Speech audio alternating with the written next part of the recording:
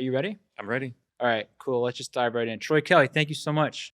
How Cool. are you? I'm good, Matt. Thank you very much for having me here. It's pretty exciting.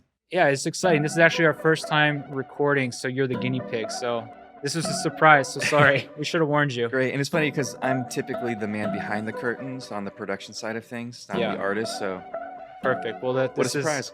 gonna get some FaceTime with you now. Cool.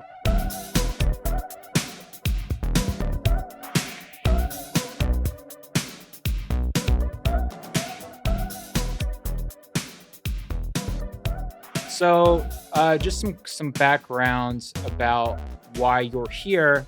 About a month ago, a new app came out called Threads, and someone from the Wynwood Walls account was pestering me every time I posted anything. So I finally started engaging back, and lo and behold, you're here.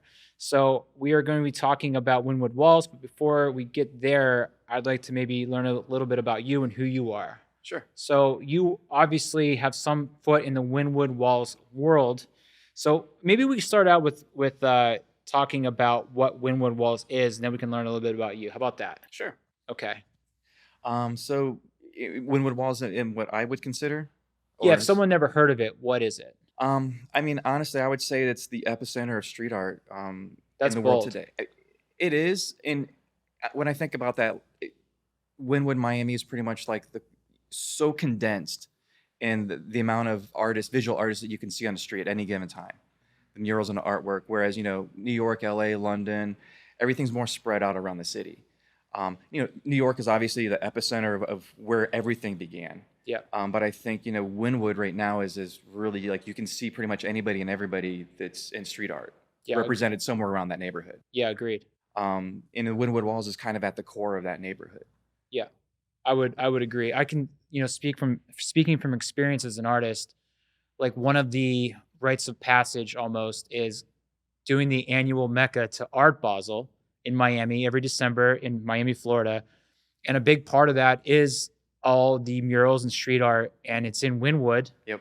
And it's the most fun thing ever. Like I haven't been down there in 2 or 3 years, but going down there and painting, and just like you said, every artist is there, and they're all just walking around. We're all painting, like going out having fun at night. And Wynwood Walls, like you said, is kind of like the home base for a lot of that. Yep. Yeah, like I said, it's kind of like a rite of passage to go and do all that stuff, especially if you were invited to paint inside Wynwood Walls. And so that's kind of we're gonna be talking a lot about that. So who are you? How did you get involved with all this? So I have a pretty varied background. Growing up, I went to the Art Institute of Pittsburgh, Mm-hmm. so I have a degree in industrial design. A huge passion for arts in general. But I've worked at a record label for 10 years. Which one? Record label? Yeah. It's called Neurodisc Records. It's a small indie label based in Fort Lauderdale. Okay. They were doing like Miami bass. They did lounge and chill out DJ music. They really started out doing Miami bass. Uh huh. And then from there, I segued. I ended up moving back to South Carolina for a period of time, working with Michelin Tire, which is literally a 9 to 5 office gig. But my wife was selling books and knew the arts director at the time in 2015. They were looking for somebody to help out for that Basel. So I applied for the job and got the position, and we basically moved back to Miami that year.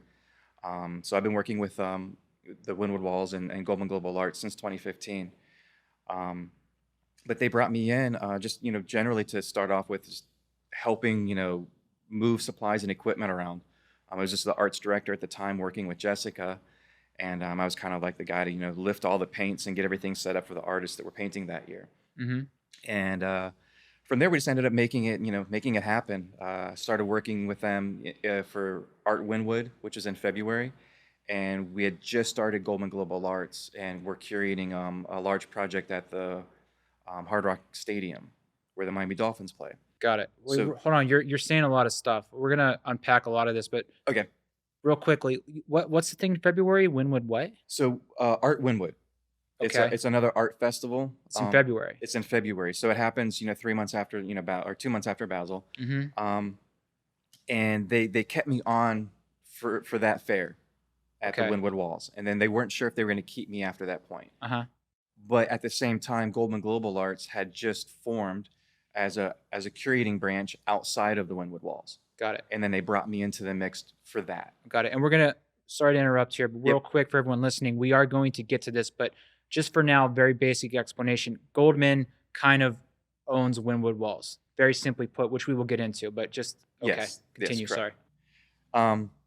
So yeah, they brought me in at the Wynwood Walls to start off with that, and then I became part of Goldman Global Arts, which is the curators for the Wynwood Walls. So now that team of group of people, we are the curators for the Wynwood Walls, working directly with Jessica Goldman. Got it. And so like I just kind of built myself into the position. I'm a rabid researcher for anything with art and music, so I'm constantly on Instagram and finding out what's happening in the art world and feeding that information back to the team and Jessica. And I manage projects with them, so everything from booking the flights to ordering supplies and paints to the production on site to wrapping it up at the end. Yeah. That's all my wheelhouse. Mm-hmm. And then now I'm also doing artist development. So I'm on the front end working, meeting artists, doing interviews and conducting research with them, and then presenting all that back to the team and to Jessica in order for us to help curate for future versions of the Wynwood Walls or client-based projects that Goldman Global Arts would do. Kind of like a record label would have a talent scout. You go and find the new artists, and then you pitch them. So Exactly. Jessica is the owner of Goldman. Sorry.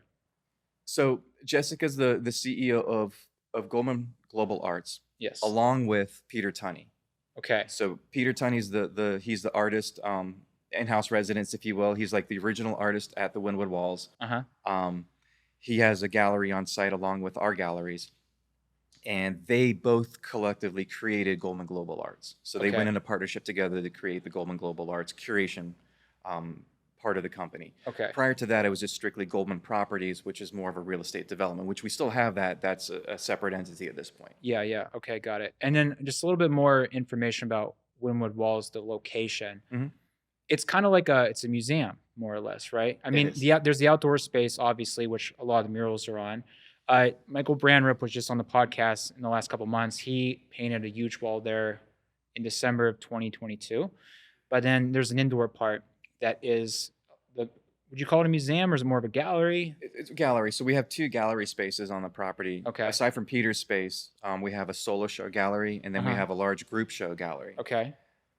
So we have two opportunities. One would be, doing the solo shows, and we curate those maybe every 3 to 4 months. Mm-hmm. So 3 or 4 artists per year that rotate out, and that's strictly just all solo specific stuff.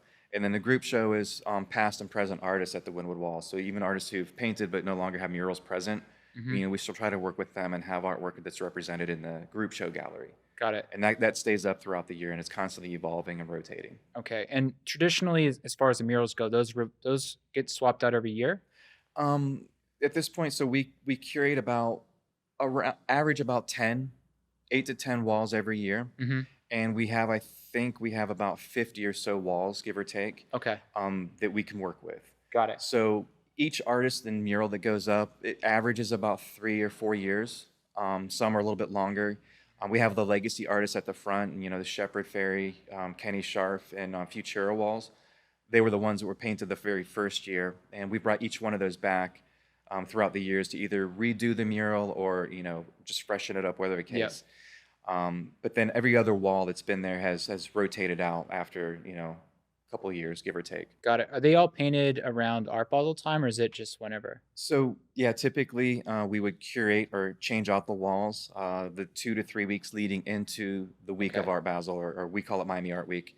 But we would typically start production around Thanksgiving week, Okay. and then if there's that week in between, and then we're ready to go by the beginning of Miami Art Week. Got it. So maybe you can't answer this, maybe you can half answer it, but let's just say hypothetically, using Michael Brandrup as an example, not him, but anyone who is 100% confirmed to paint a wall, Mhm. right? So what's the process here? You approach Michael, and we're again using just him as an example. Hey, Michael, we want you to paint a mural. Does Michael submit sketches? What's the process? So Michael's a great example, and a mutual friend I hear. So, for him, we Jessica is the curator, so she has final selection on who she wants to bring into the Wynwood Walls, and it is strictly curation based.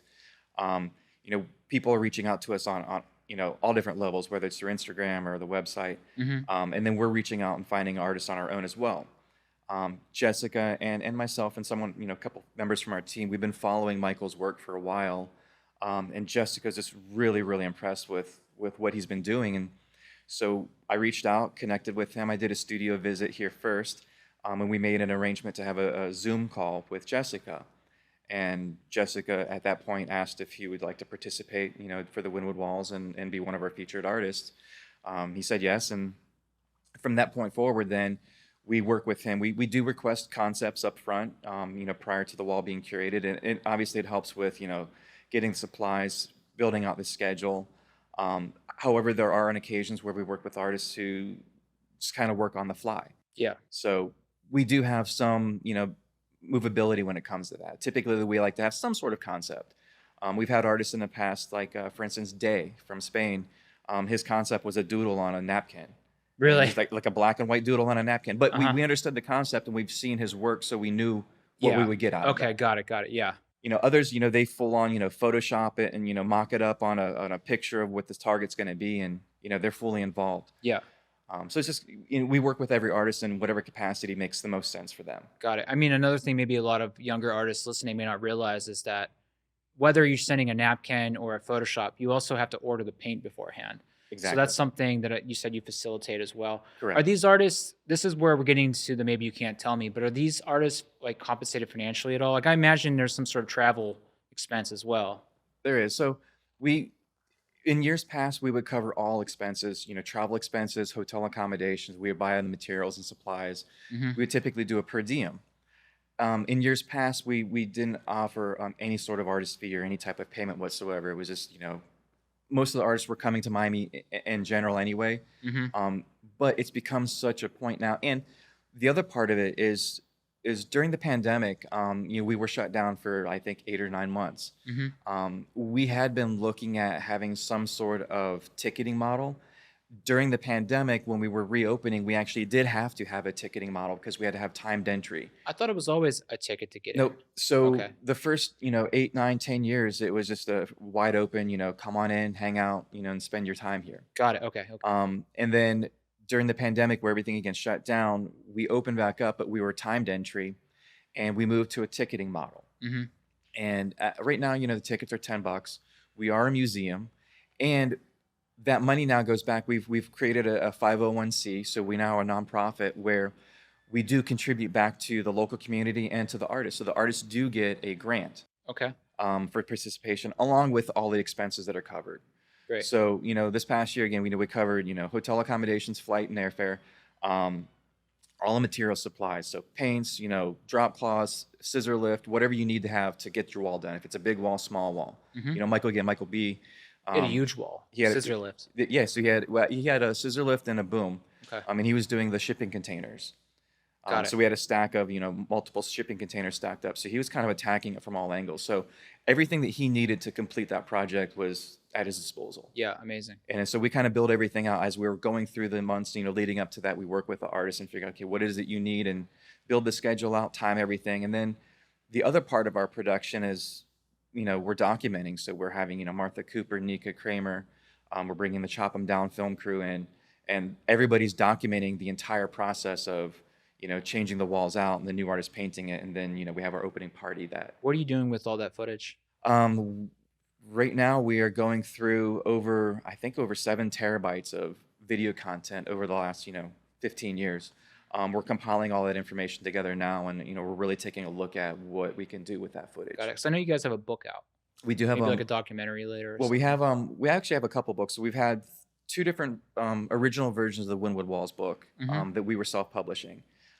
We now have a new version of the Wynwood Walls book that came out, I think, a year or 2 ago, published by Asaline. And we're now working on, I believe, a new book that will kind of do an update with the last couple of years of artists. So Got it. we do have those books out, and it's specifically just Wynwood Walls throughout the years. Okay. Got it.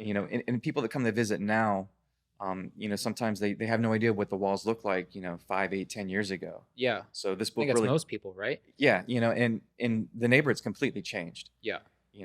We now have 10-story mid-rises, kind of towering around a lot of the property. Yeah, I mean, I've only been going there a handful of years, but it's changed so much. Yeah.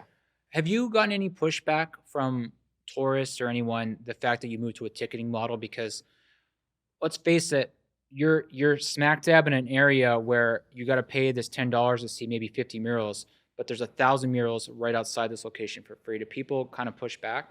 I mean, there was a little bit, but at the end of the day, we still have a solid, solid amount of people coming through the walls every day. Um, the Museum of Graffiti is right behind us, and they're also, you Yeah. have to pay to get into that. And what you're getting out of that is you're getting to, more knowledge. Yep. We have an on-site, tour group, the education department, if you will. And so they can walk around and they can tell you, like, historically, like, what are you looking at? How was it created? Yeah. How long did it take to paint? So we're really providing more in-depth knowledge than just, looking at the Walking wall, around. taking a picture outside on the street. Yeah. I only recently discovered how important it is to have a tour guide to tell me things. I We were in Italy recently and just going and looking at all these old churches as well as artwork. You just kind of glance at these things, you're like, okay. But Right. then you learn about how there's just always something so interesting that you learn whenever someone tells you about things. Yeah. Especially with murals. I mean, you have no idea where the artist is from most of the time, like how long it takes them. Like, does this have any significance to anything? So that's pretty cool. Yeah, there was, at first, before we had the education or department, when I was based in Florida with them, I was, working with the tour groups, and I was, providing tours as well. Hmm. And being on the production side of things, I was able to incorporate, anecdotes and stories from the production into the tours. So, Yeah. I can tell people, well, I remember this day Kenny Sharp was painting, you're now sharing a moment of time of the creation of that mural. And that kind of gives it a little bit more of a connection. Totally. I was always big on finding out, like, where the guests were from, Hmm. and again, I love, street art, and, so I'm constantly researching. So, like, I would, oh, you're from Minneapolis. Well, Cobra painting, so I try to have some sort of make a connection, Yeah. bring them in, and then, let them explore what they're seeing. If I register that they like, oh my gosh, this piece is amazing, then, well, let me tell you a little bit more about the production of that piece and who the artist is. And at the end of the day, maybe they go buy a canvas, from the gallery if we have a piece there. Maybe they're buying something from the gift shop, or at least a book. Of course. But at the end of the day, like, having that information, I think, is pretty valuable, and that's really what we want to pride ourselves on at the walls. Is yeah, you can see, murals around the entire neighborhood, but we think that we have, pretty much like the best of the best. You do. We were gonna. Yeah. And and we also explain, what you're looking at and how it was, how it was created, why you're here, Hmm. why are you in the middle of the Wynwood neighborhood, what's the importance of that, or how did Goldman come into be, at the center of all of this. Yeah. So we really try to give a full explanation, if they're interested in that, and I think people walk away having a lot more appreciation for street art. I do too. Yeah. I still think it's something that needs to be educated Yeah, because I think so many people still just look at it either passively, dismiss it, or a lot of people still think it's just graffiti. Everything's graffiti. They don't realize. I don't even think a lot of people realize what it does to a community, which we're going to talk about later in this right. conversation. That's all great. You mentioned this actually leads into my next topic here. You mentioned that ever since you started ticketing, I don't remember what you said exactly, but something about giving back to the community. Yeah. And I know that you guys do a lot of events and fundraisers there, correct? Yes, we So did. maybe we just talk about that a little bit. 'Cause Sure. you have that big open yard, and that's where you have these fundraisers. Yeah. So yeah, we have the Wynwood Walls is broken down into 3 sections. So we have the Wynwood Walls, which is the front area, which would be the legacy walls, and then the first pavemented area. The middle section we call the Wynwood doors, Hmm. and that is the smaller walls with the garage doors that we don't pull them down anymore, but at one point they would roll up and down. And then the back area, the Woodwind Garden. And so we do activate all 3 spaces throughout the year. We do tons of different events. Sometimes it's, maybe a corporate, company comes in and they want to do like a team meeting, but they want to do something that's kind of off the wall and exciting. So we do a lot of that. And then the other part of it is, doing community events, bringing youth groups in, and we do yoga classes for kids. We do graffiti experiences where you can come in, and we have people, local graffiti writers that, show you how to do can control and spray on a wall. We have a temporary wall in the back now that anybody can come in and practice tagging. And the cooler part now is we've partnered with Big Brothers Big Sisters, and we're doing a couple of murals with them in their local office. So we're bringing some of our artists that we've had featured at the Wynwood Walls and working with them. So we're doing a lot of different activations like that. And then there's more things, so, slowly in development. So as we move forward, with the 501c and being able to really kind of give back, again, we give opportunities where we can bring kids in. That's definitely one of our bigger things is we like to be able to, let kids explore and, see great art and, dream, whatever they want to dream about. And Of course, yeah. um, I think it's really important too because I mean I learned this. I grew up in Pittsburgh and it's such a small city, and it wasn't until I moved to a bigger place and I started seeing all these world traveling successful artists. You don't have any framework of how to become an artist. So I think it's important to teach kids like it is possible. You can do this for fun as an outlet for creativity, but then also you can't take this seriously. Here's a blueprint, which I think is important. Absolutely, and that was one that we definitely incorporate into any of our groups, where we're talking to kids is, and specifically me, like I wanted to make sure, I grew up wanting to be an artist. I went to the Art Institute of Pittsburgh, and, for industrial design. So I wanted to kind of get into that. And I've had a pretty varied background again, but seeing these opportunities now and, seeing that these, a prime example, and I always kind of use this, is the London Police. They were one of the first international artists that I heard about painting in Lexington, Kentucky. Yeah. And like, I would have never imagined the London Police and, Lexington, Kentucky together. Of course. And it's yeah. and it's just really cool that this is where we're at today with this industry. And so I love letting any kids, especially kids that were asking a lot of questions about the art, like those are the ones I wanted to make sure, like, look, if you really want to do this, everything's here for you. And like, Yeah.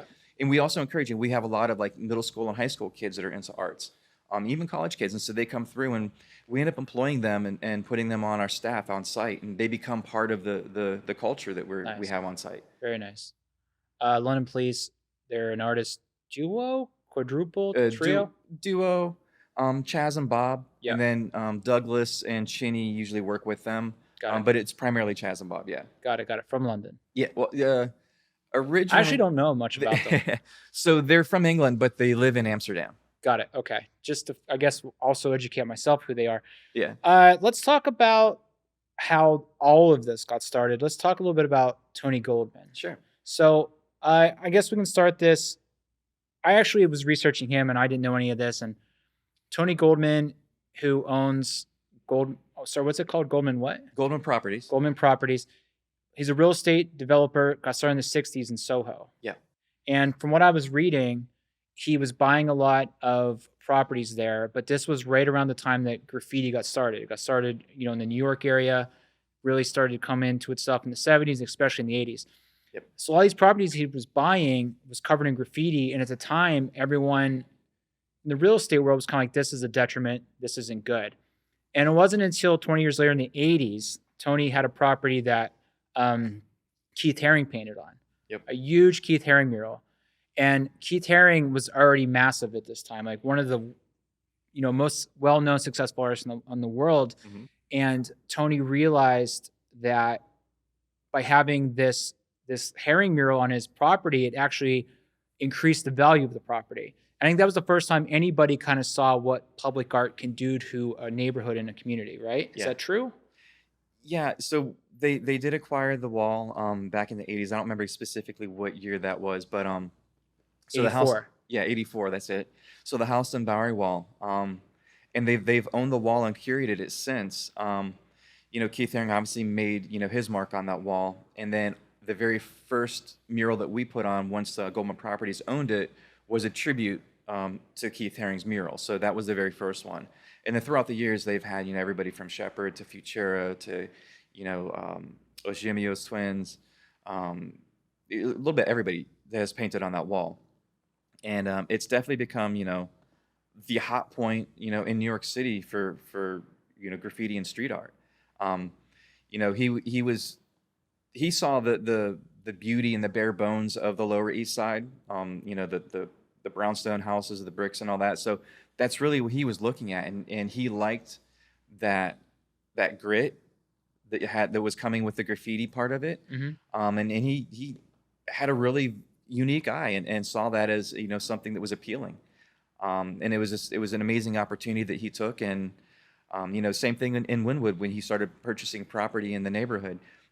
It was already there's already graffiti in Wynwood that was already there. It was from the local artists. The local artists, a lot of those came from New York, graffiti writers that moved down to Miami, started crews in Miami, and then Wynwood became the hot spot for that. And that was in the early 2000s. And then mid 2000s, Tony and his son Joey, they spotted some properties in the neighborhood. And again, it was covered with graffiti. It reminded them of their home in New York. So they started, investing into the Wynwood neighborhood. Yeah. I read that he partnered with Jeffrey Deitch. Yeah, so the first couple of Wynwood Walls events that we had was co-curated with Jeffrey Deitch. Got it. Very big art curator, had the Deitch Gallery for Yep. everyone listening, like huge in the art world. He was, who was it? I think it was ArtNet or somebody like in the top 10 most like biggest contributors to the art world or something. It was pretty crazy. Okay, sorry, continue. Yeah, but I mean that, and so I never got the chance to meet Tony Goldman. I started working with the company in 2015 after he had passed away. I had visited the Wynwood Walls when they first opened, in 2009, 2010, 2011.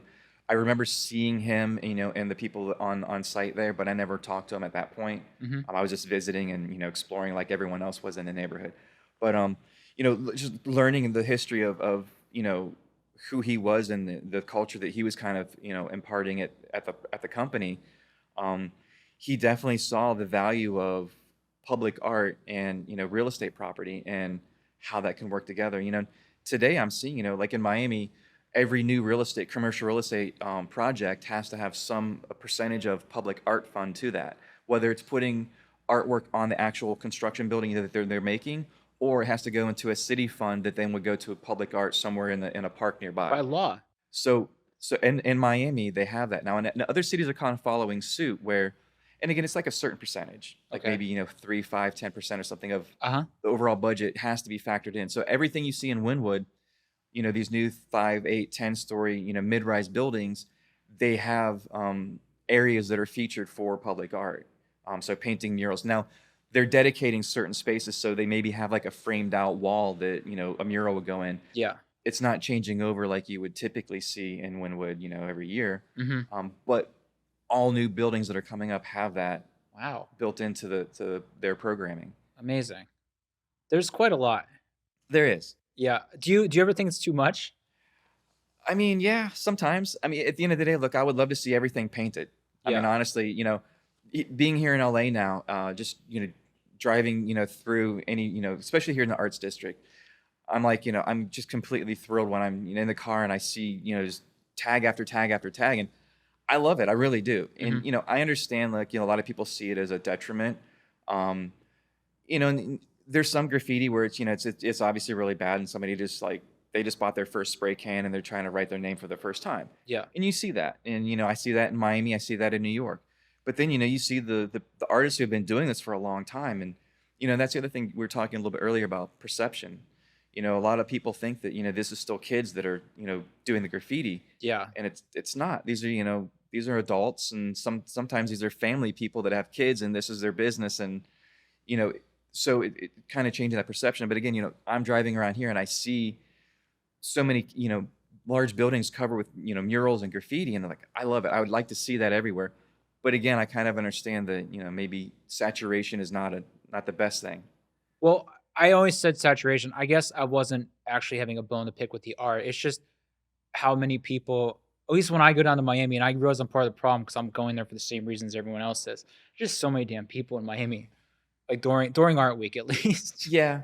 I mean, look, I'd recommend coming the week before if like you want to get something up. Yeah, like what's it like there the rest of the year, not in December? And I realize you have the festival in February, but I still imagine it's quite dead overall compared to December. What's funny, they have throughout the year there's different festivals.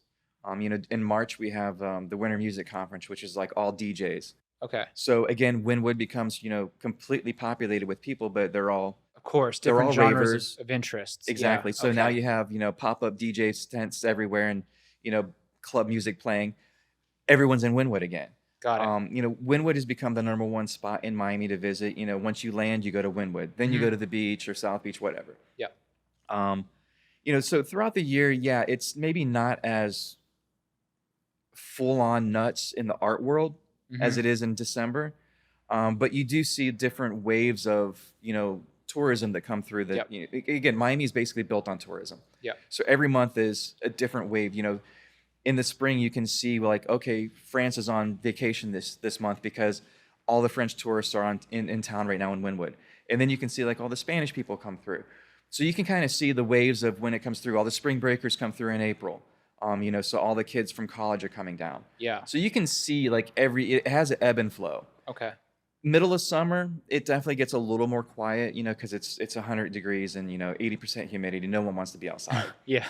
So it does get a little quieter in the middle of summer, but I mean the locals, that's when they come out because now like they know, oh, nobody's in town right now, so we can come out and enjoy it. Yeah. Yeah. Yeah. And they're used to the heat, so Yeah, absolutely. Do you think, this is totally a side note, do you think it's a Miami and Wynwood is a good place for a working artist to live? that's a good question. Like, most of us, we duck in and out once a year for Basel. Right. But living there the rest of the year, do you think artists are selling a lot there? I mean, I know there's so many galleries in Wynwood, so they must be doing okay. I really don't know. I'm asking because out of ignorance. I mean, living there, I think it's a good location if you want to have, really nice weather and New York is not an option for you, then Miami's great. You're on the East Coast, but especially if the artist is from Europe and they want to have a home base in the States, Miami's a good location because again, it's a very nice climate. You can still kind of get around to the rest of the United States pretty easily. And a lot of the art there is very centered, in that neighborhood. I know the rent has been increasing over the last year. I know a lot of people have been moving out of Miami, although a lot of tech and millionaires are moving into Miami right now. So the dynamics are slowly changing. I know a few artists that have actually moved to that area recently. I guess it kind of depends. Okay. And I don't really know, like, we do a gallery show, like we do a solo show every 3 or 4 months. So we do an opening with that. Okay, well then, sorry, right there, Yeah. there's a great question. So every 3 or 4 months you have an opening. Would you say you're selling the work to Miami residents, or is it more like a global sale?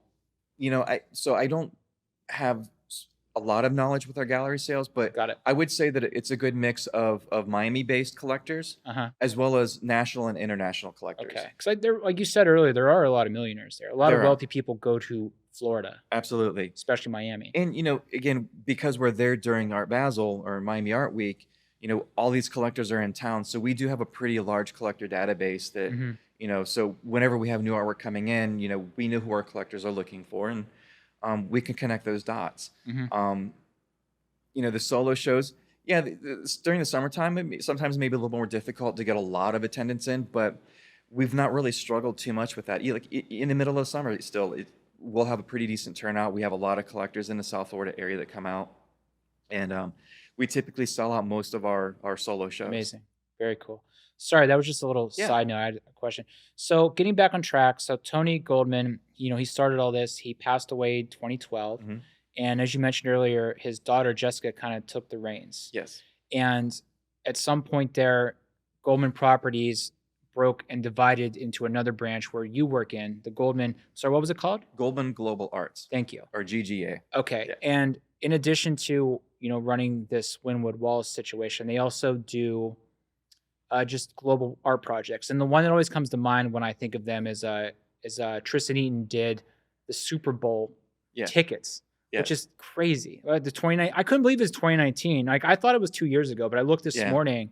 It's like 4 years ago already. It was just before the pandemic. Yeah. So, I mean, like, you guys now facilitate huge projects like that. Yeah. So how did that all start happening? So our very first project as Goldman Global Arts, again, started in 2015, and that's what kind of brought me fully into the mix, was at the Hard Rock Stadium where the Miami Dolphins play. So the owner, Stephen Ross, he also owns Hudson Yards up in New York. He reached out to Jessica and Peter and said, look, I love the Wynwood Walls. I love what's going on in that neighborhood. I like the art. I want to do that at the stadium. So over the course of 4 years, we curated, I believe, 21 artists and 22 murals. Finta McGee, he painted 2 murals, and AVEF painted 2 murals. But we curated 22 murals throughout the entire property at the Hard Rock Stadium. So every different levels activated. Some are in the VIP levels. Vils has one that's kind of in the tunnel where the football team comes out. So we have some that are up on the upper deck. Tristan actually has a mural on the upper deck there as well. And so that's what brought us into the NFL. And then the opportunity came up for the Super Bowl that was in Miami. So we did a lot of activations. We brought Risk out. We brought several different artists out and did, pop-up events, whether it was in downtown for, the week leading up to, again, kind of like, Miami Art Week and Art Basel. You have your big event, but then you have the celebration leading into that. So we brought a lot of artists in and did different activations. And then Tristan, he did the Super Bowl ticket, but then they also had, I think it was like an 8-foot sculpture of the trophy, the Super Bowl trophy, nice. the Heisman Trophy, I think it's called. Uh-huh. And so Tristan painted the design from the ticket onto that. Cool. And so that was like kind of like last minute. We had it shipped to us. The sculpture was in pretty bad condition. It had been kind of stored away for a while, so we had to do a quick restoration on it. And then Tristan painted it like in, I don't know, like 4 or 5 days. And then it was ready to go. But yeah, man, he's the first artist to do a ticket for Super Bowl, and that was the last printed ticket. All the tickets now are digital. No shit. So he was like Kinda just the slid first in and there. last at the same time. Yeah. Amazing. What other kind of projects do you guys do? So we've done a lot of projects in Dallas, Texas, an area called Deep Ellum. Okay. So a developer reached out to us there called Westdale. And Deep Ellum is kind of like Wynwood was, when it first started out. So Deep Ellum is kind of like a neighborhood that's kind of like ups and downs.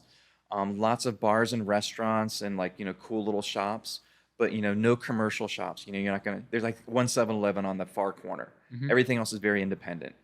And it was kind of like doing a little rough a couple years ago. And so they wanted, they've been investing into the properties and kind of reinvesting there, and brought us in to help kind of curate some murals. So over the course of 3 years in Deep Ellum, we brought Tristan out there. He did I think it was like a 9-story mural on the side of a building there. Shepard Fairey did a water tower. We brought in Maya Hayek, Sen2, Jaya Rado, several different artists, and activated different spaces in that neighborhood. So it feels very authentic to that neighborhood. Again, Dallas is a pretty unique arts city that, I wouldn't have never even pegged it as a really a big arts community, but they're evolving and growing now into something that's pretty special and unique. And Very nice. so Goldman Global Arts has come into those types of projects where, we really curate specifically for what the client needs. Mm-hmm. So, we don't want to replicate, Wynwood Walls or, Wynwood or anything like that. We wanted to make sure that it's its own thing. It's geared for its own thing. Yeah. Yeah, totally. Got it. Cool. But yeah, like, we've worked with Instagram, the NFL, several different higher profile clients like that. And then a lot of stuff in just in Wynwood and Miami in general. Yeah. And going back to the very beginning of this conversation, one of your jobs then is to find talent that can fill the role of these Super Bowl tickets or this Texas project. Correct. So my other part, aside from, project managing, anything that we're doing on a project, so I manage that side of it, is artist development. So now I'm presenting Jessica, hey, I've talked to, I'm here in LA now, so I try to meet up with different artists, go to art shows and, gallery openings, and, report back to Jessica and the team, this is what's happening in LA. They're in Miami, so they have what's happening there. And, just really trying to showcase, these are artists that I'm seeing, the artists that are reaching out to us. It's kind of a two-way street. I'm reaching out and trying to find new artwork on new artists. Some are reaching out to us, and then presenting all that back to Jessica, so she has a pretty, wide open field of, knowledge that, as a client reaches out, or, if it's Wynwood Walls or Houston Bowery Wall, whatever the case is, she has a pretty good knowledge of what she would like to curate on that. Yeah. She has her own, her own likes and favorites as well, and but I want to make sure that it's all kind of laid out in front of her. Of course. I started a database in the office where we plug everything in, and I make like quantifiable, searchable criteria. So now she can sit down and say, okay, a client said we need a male artist from North America who does spray paint and graffiti, but also does lettering and maybe does pop art. Who do we have? Who do we know in our artist repertoire that fits that criteria? Yeah. Off the top of my head, I could probably name 3 or 4, but we can plug all that into the database, and then she can have at her hand, a good list of 10 artists that would fit that, and then she can kind of go through the curation process. Got it. So, what is something that for all the younger artists listening that want to get involved with this, what are things that really catch you guys' eye? Like, what are things artists are doing? You're like, okay, these person's serious about what they're doing. That's a absolutely valid and Because great there's so question. many talented people, but that just because you have talent, you may not have the business acumen or the professionalism. Right. You know, we look at multiple things, and the first thing we don't look at is like Instagram numbers. Like, I don't really care what kind of following an artist has. If they have a big following, that's great. But if they don't have a big following, but the art speaks for itself, then I mean that's pretty much what we look for. Is this an artist who's true and honest about what they're doing, and it definitely reads in their work. Like for instance, your work, for example, you're the only one that I know that does exactly your style and specific type of work, um, and it shows. Like I was really following last year when you were doing your baseball bat project. Oh, thanks. And I was like every day I was watching your stories, and I guess you were developing each one and how uniquely different it was. And like Yeah, I registered that as a passion. You're like, no, I have to do this. yeah, yeah. And we can see that in the artists that approach us. We register or we answer every single artist inquiry that comes to us, whether it's through the website, DMing us through our Instagram or Threads now or Twitter, whatever the case. Mm-hmm. Every artist that reaches out to us usually gets filtered to me. I respond to them. I look through and kind of check out their artwork, whether they send in their Instagram handle, if they have a website, maybe they just send a couple attachments. If they haven't even done anything yet, maybe they're an up and coming artist and they're like, hey, I'm looking for, I want to paint my first mural in Wynwood. How can I do that? Yep. I take a look at it, and sometimes there's like, wow, this is actually really good. And I try to guide them. If it's something that we would be into, I'm honestly like, hey, look, this is really interesting. I want to set up a meeting and learn more about you. Okay, got it. Bring them into the mix. If it's somebody that needs maybe a little more encouragement, maybe they need to, develop a little bit more. Mm-hmm. And again, I'm talking like up and coming artists, fresh out of college, really kind of starting out. I try to give them some pointers, like things that we look at or the things that we're looking for. But it really just comes down to like when we're looking at it, we get that gut feeling, and it usually just comes back from the artist, being absolutely honest and pure with what they do. Got it. Yeah. In across the board, like Jessica, she loves, lots of bright colors, very powerful work. I like more kind of gritty and grimy type of work, but at the same time, it all kind of works together and coexists. Different people on a team, they have different influences. So when we're actually sitting down and doing curation, like for Miami Art Week, Jessica's like, Troy, who are your 10 favorite artists this year? And she asked, Dan, different people on a team, like who are you following? Who do you like? And what's, maybe we reach out to some of our, artists that we've had in the past. Sometimes we get a recommendation from an artist, like, oh, hey, yeah. I need you to meet this artist. Mm-hmm. There was one year, it was right after we had Tristan. He painted the red, white, and blue mural of the portrait of faces at the Wynwood Walls. He's like, Troy, I need you to meet a good friend of mine, an artist named Fluke. And like that year during Basel, we were at the opening party at Miami Art Week, and we were running around, and he's messaging me, and I messaged him, and we're missing each other because what Miami's like, and you never get the calls right away. And Yeah. we finally bumped into each other at the party, and a year or so later, we had Fluke and his crew come in and do a mural. Nice. And so there's different ways that the artists are approaching us. They're coming to us, and I try to, at the end of the day, I have an artistic background, so I respect what every artist is doing. Even if, they're up and coming, maybe they're not a Shepard Fairey or a Tristan Eaton, I still respect what they're doing because, they're putting that work into it. They're dedicating it to the craft. And, I try to give that encouragement as long as I can. And eventually we've had artists that come back and like, hey, you're at this level now that, let's put you in the mix and see what we can do. Yeah. Amazing. Cool. That's a good answer. The last thing I want to talk about, just the overarching topic here, is I think, especially whenever artists are starting out, they just want to paint a mural, but they don't really understand what the power of public art can do. And, we touched on it earlier about how, from a real estate perspective, you start putting street art and murals in a low-income town, and tourists start coming in because they want to see the murals, and the local economy gets a boost. Whenever there's a lot of murals around, crime goes down because there's a lot more people walking around looking at things. It's a way to revitalize an old town.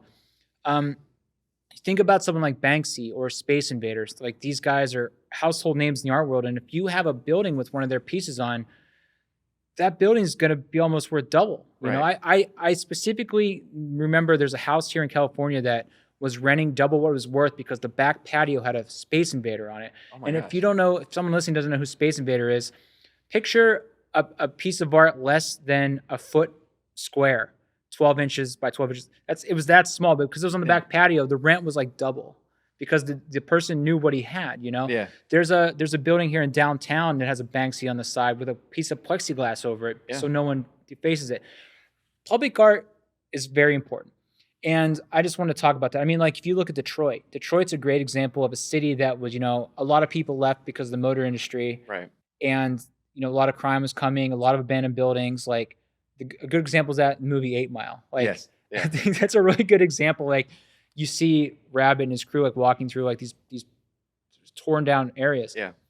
But Detroit really leaned into, public art. And I think Tristan's brother, Matt, Matt. had a big part of that, didn't he? Yes, he did. He What's that area in Detroit called with all the murals? murals on the market. Yeah, that's it. Thank you. And Matt was part of I think it was the Library Street Collective at the time Yeah. that they were bringing a lot of artists in. Actually, I went with my wife when she was slinging books for Ginkgo Press. She was doing a trip to Detroit. Mm-hmm. I think it was maybe 2014, 2015, somewhere around there. So I ended up going with her because like Detroit, like this is a crazy town. Like you're not going by yourself. Yeah. I really just wanted to see graffiti. Uh-huh. And this was right around the same time that Revoke was doing these pieces everywhere in Detroit, and like it was all over the art news.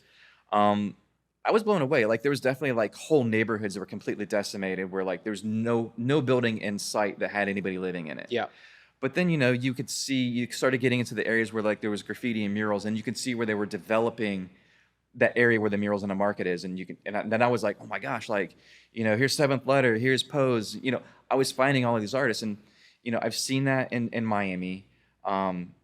New York, kind of the same thing. And even like as we're doing our projects, like in Deep Ellum now there's people walking around, and you're right, people are taking pictures. They have their camera phones out, and it adds a new layer of security or safety, I guess, if you will, because everyone's a little more aware of their surroundings. Of course. Wynwood, I watched Wynwood change, 2009 to maybe even 2015, 2016.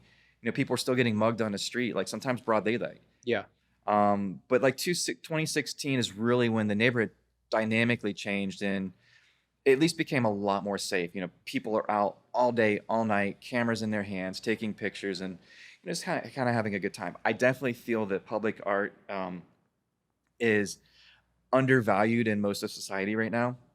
And that's part of what we're trying to do is, we want to change that public perception and put that public art in as many places as we can. I think it's super important. Agreed. Yeah. I mean, we can end it with that. I think that's a really good place to end this. I mean, if you want, I can give you a couple little sneak peek previews for what's up to come for this year, Miami's Art Week. Yeah, let's talk about it. I've been cleared on just giving a couple little little tidbits. So this is from upper management. This is from upper management. Okay. So we'll be releasing a press release, I think, in about a month or so. Mm-hmm.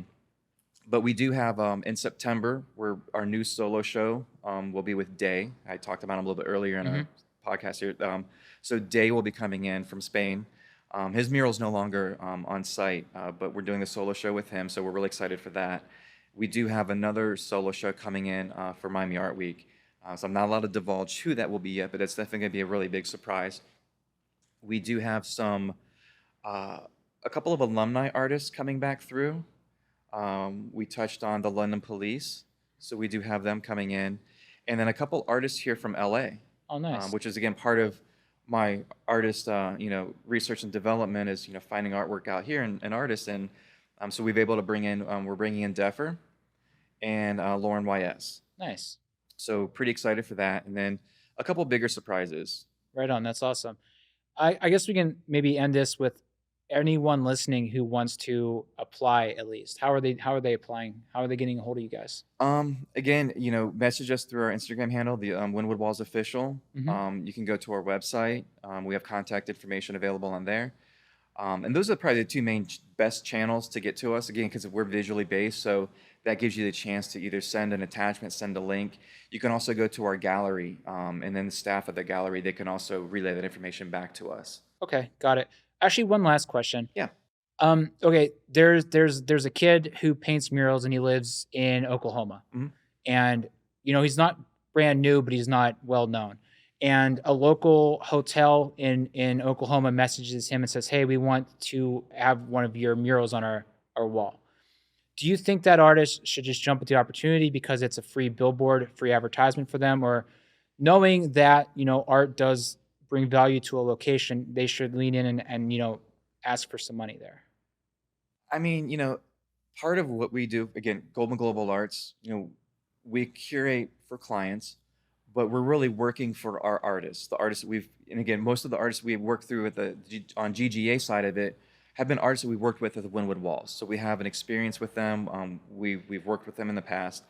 So we kind of understand that process.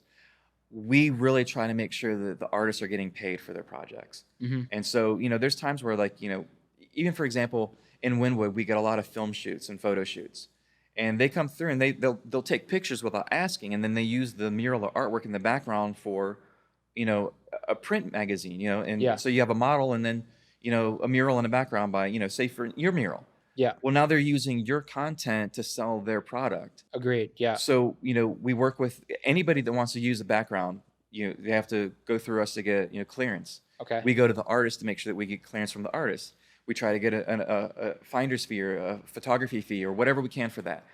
I recommend the same thing for any artist is, going to do a project is get something out of it. Yeah. Even if you're up and coming and like this is your first gig and you don't want to ruin it, at least get all your materials and supplies covered so you're not putting anything out of pocket. Yeah. And then now you just have a place that you can put your space up publicly, and then people can see your work up there. Yeah. And I would consider that maybe more like a proof of concept. Now I've done one in public, and now you can start asking for more money. Yeah. I would go about that. I mean, but at the end of the day, there's no harm in asking for an artist fee because you've put in the hard work and dedication to maybe you went to school, you had to buy the paints, the materials, the canvas, the practice.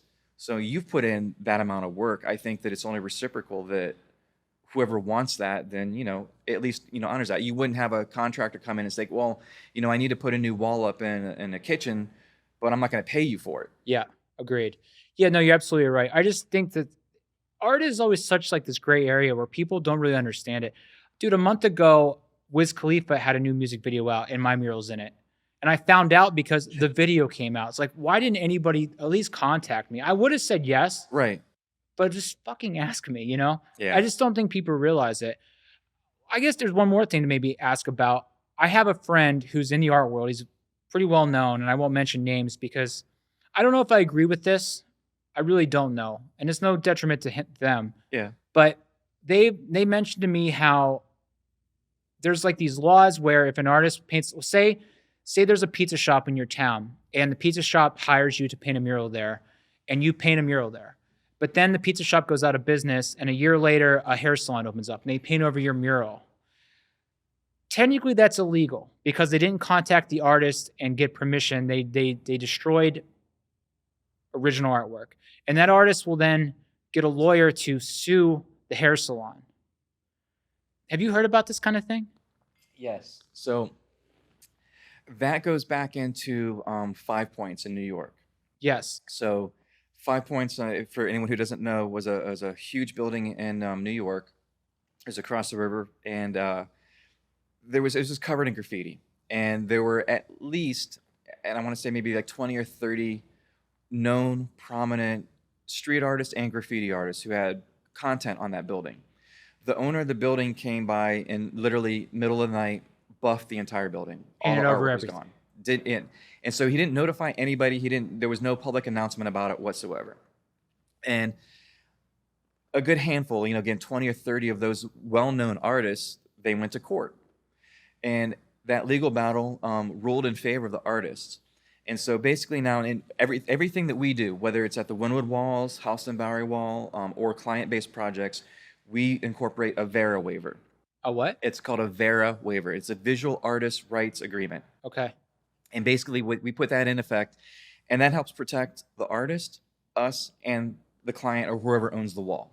And so basically puts language in there that says, okay, if anything happens to the building, the wall, you need to do construction, demo, whatever, you have to notify us, we have to notify the artist. And then we get, okay, yes, you can do that. We got to, you got to put a door here, whatever the case.